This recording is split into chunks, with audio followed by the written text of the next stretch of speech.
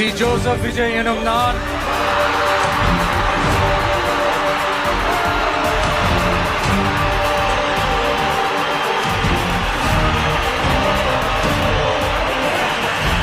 சட்டப்படி அமைக்கப்பெற்ற இந்திய அரசியல் அமைப்பின்பால் உண்மையான நம்பிக்கையும் மாறா பற்றும் கொண்டிருப்பேன் என்றும்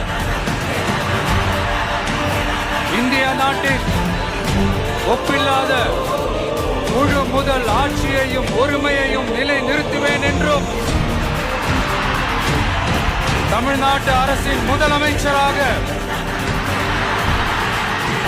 உண்மையாகவும் உளச்சான்றின்படியும் என் கடமைகளை நிறைவேற்றுவேன் என்றும்